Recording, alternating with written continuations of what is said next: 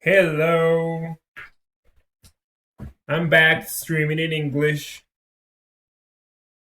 So I'm gonna explain that I'm really new at this streaming thing, and I had not activated the option for Twitch to automatically save my previous broadcasts. So I kind of lost everything that I did up until now. And what I'm going to do is that I'm gonna re-explain a bit of what I've been doing, and I'm gonna explain about the last thing I did, which was a very simple pine wood texture for this apartment that I'm modeling. And I want to explain that again because it was a really cool thing that I did last time, where I wanted to make this texture from scratch. And oh, let me close this thing there. Okay, so I wanted to make this texture from scratch instead of just googling wooden texture. And I really had no idea how I was going to do it, but I trusted in Substance Designer and in its workflow, and the way you can deconstruct a real life texture and then build it up layer by layer carefully inside Substance Design. So I'm gonna begin now. What I've been doing lately is this very, very, very simple apartment. It's a really small apartment. I call it like Hong Kong middle class apartment or something like that, with old lady house glass window blinds. And well, yeah, it's really simple. You can see it. And why am I doing this? Because I want to practice a bit of architectural modeling, since mostly of what I do is fantasy oriented. And you gotta be able to do anything and everything. And this is something that my portfolio is missing. And also because I want to put this not only in my personal portfolio, but my company, our company, me and my associates company portfolio, Hyperberry Games. We want to do some VR, architectural VR, and well, we need an apartment to try out things with our Oculus Rift, and that's what I'm doing here. So this is supposed to look hyper realistic when I finally put it inside the engine, which will be either Unreal or Unity.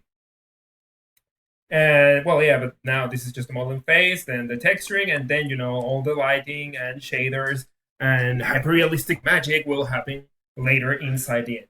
So that's why it's so simple, not a fancy apartment at all. The furniture will come later. We bought a pack, furniture pack, because there's no point really on spending hours and hours upon hours modeling texture when what we're trying to sell here, to show here, is that we can do architecture and we can show it to clients, or real estate brokers can show them to people looking for apartments. And now you have this amazing technology where you can show, you can put people inside the apartment that maybe doesn't even exist yet. Maybe it's just in construction, and you can show it, and it's amazing. And that's something that you gotta know how to do nowadays. So that's why I'm doing an apartment. That's why I'm keeping it simple to make it fast to practice. And I find it really fun just to make the textures out myself instead of googling them. And I'm going to show you the pine wood. I decided that the doors are going to be made of pine, real clear pine wood. Clear, I mean light wood. And after I finish the modeling here, of course, one thing you need to do is to do the proper material separations here in in Maya or your desired 3D program. You can see here all the materials that I have. Let me zoom in a little. And you got to be very organized with this. You don't want to have a big asset mess when you go when you take your model into the engine, because it's just horrible. I mean, the engine is already full of scripts and behaviors and hundreds of assets. So keep this simple. For example, some things I did. The windows, they all have they're sharing the same UVs or the UVs, so they're sharing the same material, the same texture. Though I'm not gonna real texture the windows because they're just flat metal. I'll just do the PBR shader magic and that's it. But imagine that I'm texturing them. So I made a unique texture atlas for the three of them. Doesn't mean that the three have the same overlapping UVs. It means that the three share the same UV space. Say the same texture, an atlas, texture atlas. And I did that also for the doors, and then the ceiling has its own UV, its own UVs, and the floors and the walls, they all have their separate UVs. But the thing is that you should think, for example, do this door needs to have its own texture? It's going to be so high res? No, probably not. But what about the floor? The floor it's pretty big, and if I scale 2048 by 2048 texture to fill this whole space, it's gonna look pixelated at some point because it's a really big mesh. So this thing does have its own texture. And well, I could delve deeper into how do you optimize things to put them into engines and to work with them. But I'm just saying that keep it organized and think how you're going to use it and why, and iterate. And it's really boring because you spend like a whole hour naming things and combining meshes and maybe splitting them because you were wrong, and organizing all the materials. But it's really important that you do it accordingly to what you want to achieve later on in the process, and to keep it simple for you, for the technical artists, for the programmers, and everybody else. So, that being said, it's time to teleport to Substance Designer. So, what happens here is that I already did this, my last broadcast, but again, I'm a noob. I forgot to tick on the option for Twitch to automatically save my broadcast. So, I'm just explaining again what I did. It's going to be a short broadcast, this one. And hopefully I can export this later to YouTube and just leave it there for anyone to use to see how you can do real cool and realistic looking textures very, very quickly inside Substance Designer. Okay, so as you see, the doors are sharing, this is the final result. The doors are sharing the same texture. They again do not have overlapping UVs. So as you see, the wood that we see on this panel, it's different from this one, and it's different from this one. And everything was made from scratch. Yes, I know that I could have photographed this wood somewhere, like go to a carpenter and hey, let me photograph your wood. That sounds so bad. Or I could have, oh god, I could have gone into Google and just Google pine wood texture. But I wanted to do it myself, because it's cool. And okay, so as you know, Substance Designer works by it's a node-based program. So you just connect nodes and you use operators to achieve whatever it is that you're trying to achieve. Something that I should have opened here. Give me a second. I need to open a new browser window. Always do your research first. You're gonna do a wooden texture. It probably looks very different in your mind from what you remember that a pine wood texture is than what it really is. So pine wood, no, not texture, just pine wood. Because if you put texture, it might show other CGI, computer generated textures. Want to see the real thing. So here it is. That's what I wanted to achieve at first, especially something like this, because I said that I didn't really like these dark spots that the pine wood has. And then I tried making them, but since I didn't really want to make them, they look hideous, and I left them up. So you gotta look at it for a good while. Just like scroll and look at your texture, at the real thing before you start it. And from there, you gotta go like back and deconstruct it. For example, this beautiful image that we have here. The first thing that you see is a bunch of vertical lines. That's what you kind of have there, right? And then it has grains and fibers and deformations and the whole organic thing. Yeah, but if you go like back to the basics, this is just a bunch of vertical lines. So what I did first was use a substance pattern generator to do and use an anisotropic noise.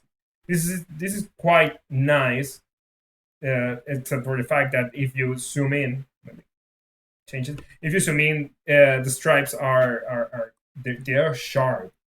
They're these sharp gradients, and that's not organic at all. But again, we're deconstructing what exists in the real world, so we can then imitate it layer by layer inside our computer. And if you kind of look at this and squint, it kind of looks as the same shapes that we're seeing here. Kind of. But that's what we need for now. Kind of. This is our source material, so we can start modifying it using the magic of Substance Designer and its nodes and operators to achieve what we want. And then what I did, obviously, was just use a transform to, turn it 90 degrees. This is the safe transform node. That's it. No biggie. And one thing that I wanted to get rid of was the fact that these are like clean cut lines. That's completely unreal and unorganic. And what I did was real simple. Just a HQ blur, and bam, you're left with this. And whoa, that almost looks like wood right there. Except for the fact that you need to deform it a little further to make up for this. Let me go search again. For this, where are you? For the places where the tree sprouts, branches, and then the wood gets the fiber inside the wood, inside the trunk, it gets deformed in this kind of weird ways that you have here. And then, okay, so let me, what I thought is, let me look for the base shape of that deformation.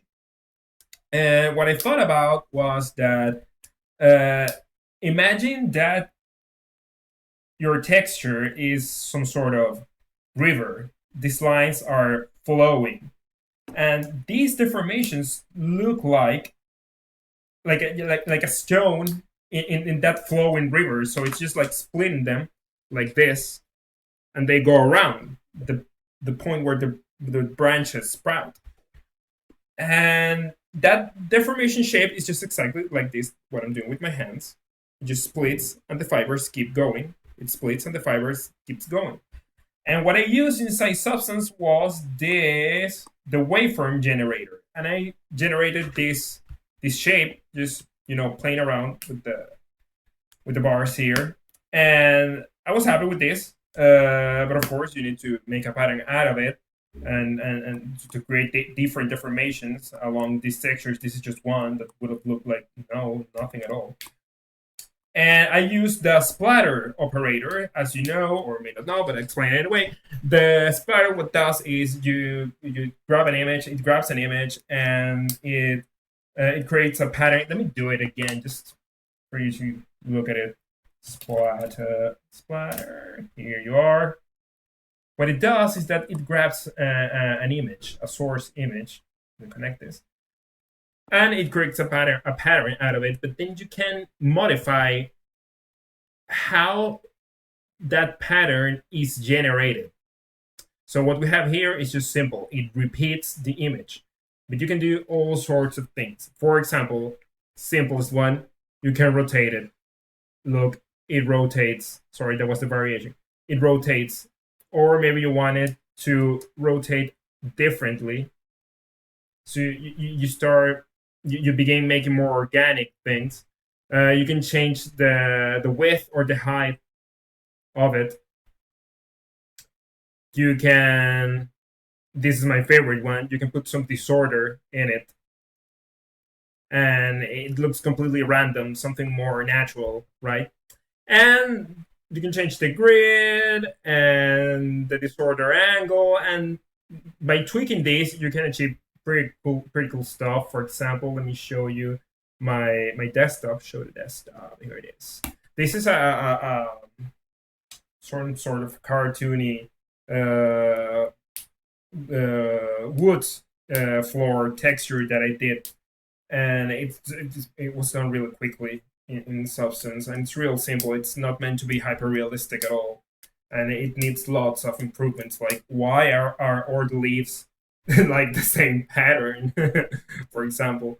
But that was done with the splatter tool, and many things inside this texture were done with the splatter tool, and it lets you achieve that randomness that the real world presents. Now let me, since I hit show desktop, all my windows minimized. Sorry. Okay,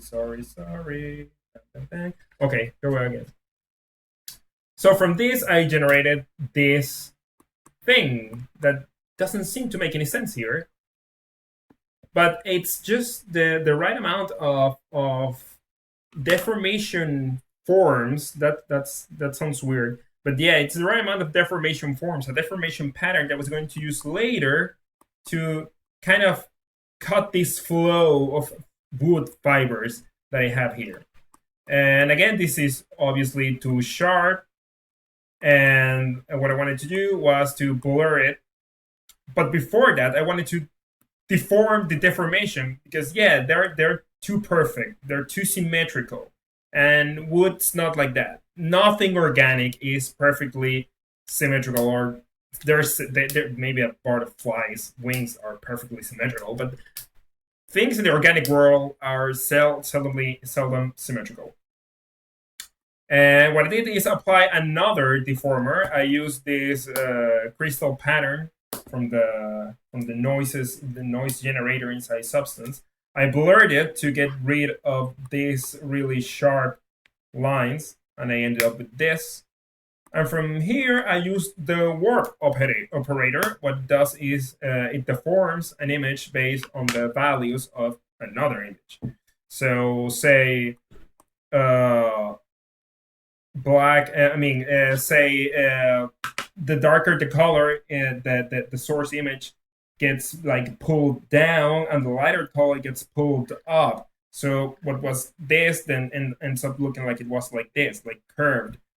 Like if you had a print in, say, a cloth, and then you start moving it around so it's not flat. That's sort of what RAWRT does. And I also said that I'm not sure about the differences between vector warp, and directional warp. So that's something that I really need to learn if someone knows about those differences. And again, what I had here looked a bit more random, a bit more organic, and it still looked like deformations from the deformation shape from a tree fiber, from wood planks. But then, of course, this was too sharp. This only has two values. It has white and it has black, and that doesn't work here. You need to have a whole scale of values for it to deform the way we want. Because if you were to deform, and I'm gonna put this example again. I'm gonna duplicate this one. If we're going to deform this with this without blurring, having only black and white values, you seem to get nothing, but it's not nothing. In the edge, you can see the deformation happening, but what the computer is looking for is that the change between the values, and since it's heightening and lowering according to the value, if it's white or black, if you have just extremes, it's like looking at a wedding cake from the top. It's like, no, I don't see the difference in the levels because it's like straight walls. You're not really deforming anything. You're just pulling up. And if you look at from up front, from the top, then you're doing nothing. So that's why I blurred it. Let me erase it. So we can have all these range of values, all these grays, all these deforming values, and what you end up with is this, and that's what we're looking for. That's the deformation I was talking about. When a tree sprouts branches, the fiber gets deformed like this. So again, you really have to study the text you're doing before you start working, because what you have in your mind is one thing, and you think you know how a wood texture looks, but you really have to look at it and deconstruct it to understand how to make it back again from scratch in digital. Now that we have this, it looks pretty cool, but it's way too smooth. As you can see, wood is way more grainy. It has fibers. It's not smooth at all. And what I did was grab this wood fibers. Actually, it's called like that. Wood fibers noise, which doesn't look uh, woody to me at all. It's just like another interesting noise pattern. But it works perfectly for what we want to achieve. It has all that random graininess, fiberness that we want to apply to our rather way too smooth to be true wood texture that we have. And so I applied the same work to this one. So it would have the same deformations, the same spots. And then I use a blend operator. Blend is just that very common operator that lets you do the the Photoshop layer blending. Multiply, adding, blah blah blah, overlay, which is the one that I use. Overlay, what basically it does, it multiplies all the darker values and it adds all the lighter values. So you get like this perfect, beautiful mix between the two, and this is what I got. And then with this, for now, I thought that I was finally happy with it, with this wood texture, and it was time to add the color. Since we want a pine wood, that's what I did. And what you see right here is me trying to quickly do those black spots that I don't like at all, the ones that come out within the deformations of the wood where the tree sprouts its branches. And I really don't like them because to me it looks rather kind of dirty. Let me search for another pine wood there. So look at it. I don't know about you, but I feel that it looks like it looks like the door was shot. Or like the door has weird freckles. Not that I have anything against freckles, but I don't like it. It's like noisy and dirty, and I personally don't like it. So for the sake of authenticity, I was going to make them, but then I said no, no, no, no, no. I want my pine wood to be rather clean of those spots. I don't want that weird attention that those spots give to the texture, that noise. I really don't want. So from here, it's time to talk about tree planner. So I did make I unwrapped the UVs for the doors, but I don't want this texture to be applied, flat into the UVs because it would have looked huge. Actually, let me just do that. I'm gonna apply this in our render view. Where are you? Where are you? Where are you? We are looking. You probably find it already, and I'm here just looking. Sliding doors wood. Here it is. I'm gonna apply it and see how big it looks. It's like now we are inside a doll's house or something. and look at those. It's like, what the hell? This is a giant tree, like Pandora level. I don't know. It's way too big, and I wanted to tile this. And instead of just regularly tiling it by using the tile, a tile operator, I rather use the tree planner because it does this smart, comprehensive wrapping of the objects. And what I did was bake the model information This is say you need you know what you're doing here, right? You're doing a door and you understand it. You know that this is the upper part and this is the lower part and this is the frame, blah blah. But the computer doesn't know at all what it's doing. That's just a shape for them. And baking the model information is kind of a way of letting the computer know what it's working on. And what the computer does is it analyzes the shape of the mesh and then gives several map outputs.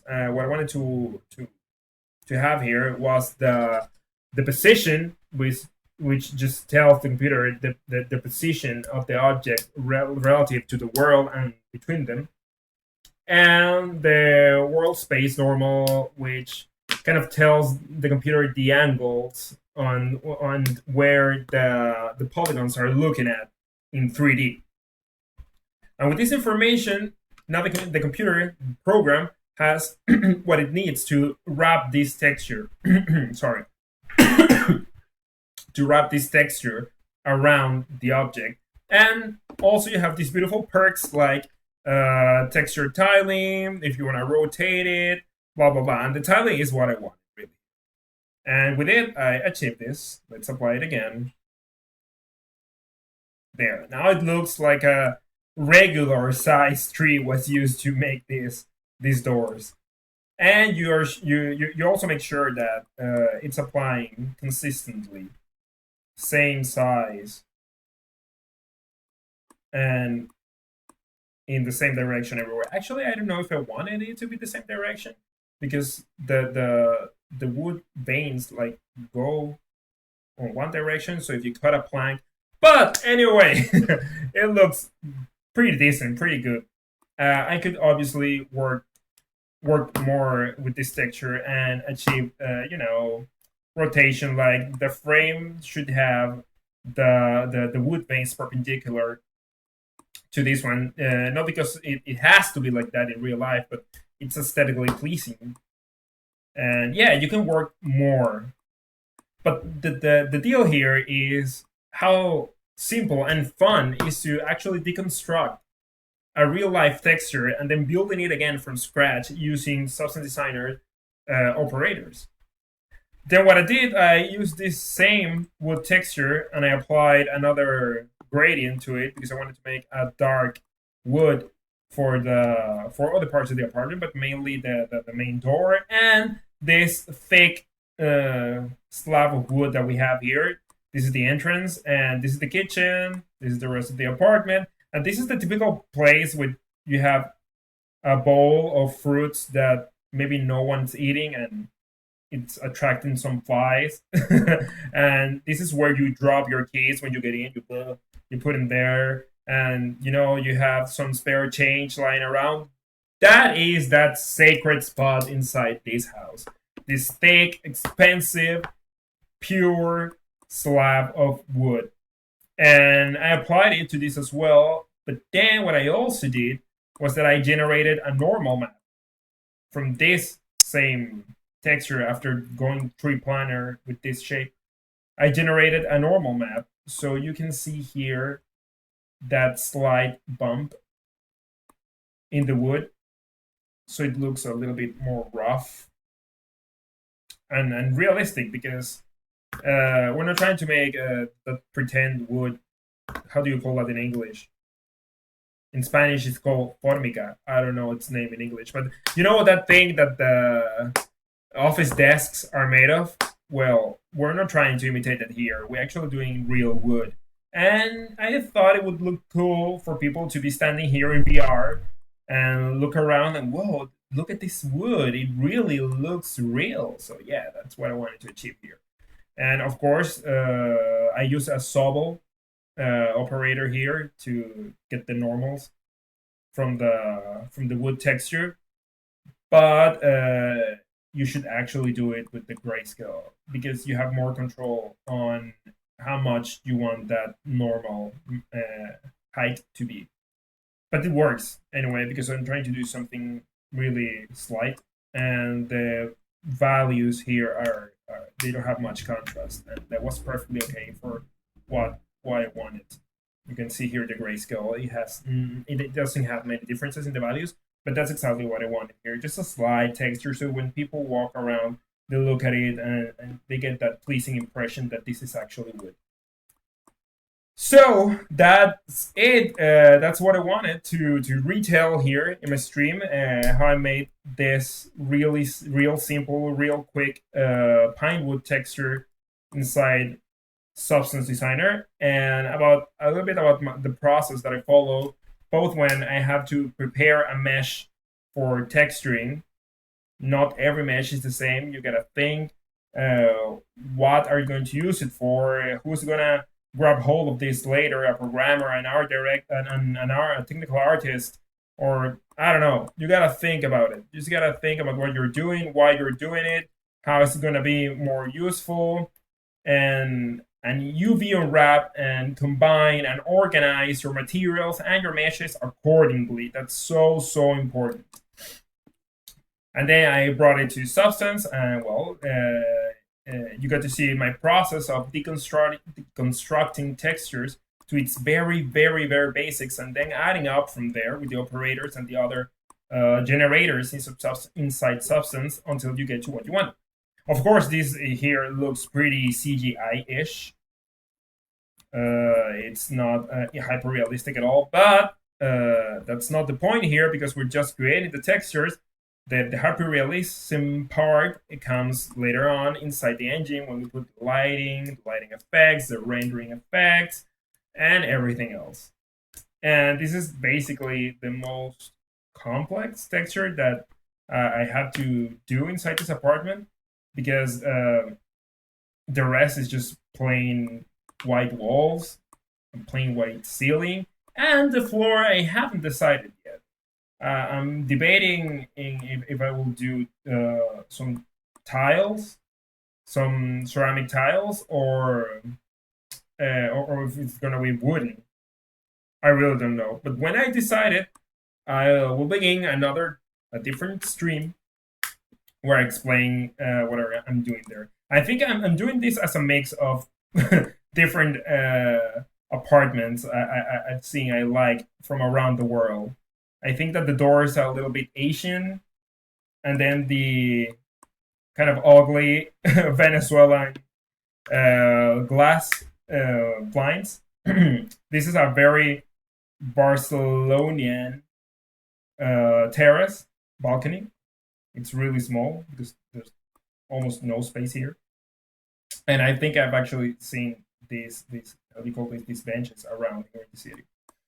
And these are actually my apartment's windows. They're just like this, from the ceiling to the floor, just like that. So I'm mixing things I like here. And I thought that maybe it could be fun to do a rather traditional, old Eixample from Barcelona apartment texture for the floor. These apartments here in the Eixample buildings in Barcelona, they have beautiful ceramic tiles, most of them, or the ones that are lucky enough to still preserve it.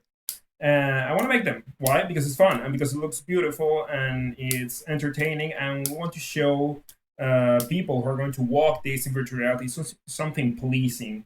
I think that a problem with some virtual reality stuff in architecture is that they do it way too technical, and they forget about pleasing the client. This has to look beautiful. This has to look like a place that you don't want to take your helmet off, or when you take it off, you want to be there and you want to buy it, you want to give your money. And something else that I'm doing with this thing is that since I am a game maker and I'm a gamer and I love fantasy, after I've done the VR architectural thing with this, I want to make like a really small micro horror game inside this apartment, like some sort of point and click adventure inside this tiny apartment. Like get creative with it. Get creative with the limitation that you have such a small limited place. What horror story could you write within this apartment? And that's what I'm doing. So what I'm going to do right now is do some brainstorming on how I want the floor to be.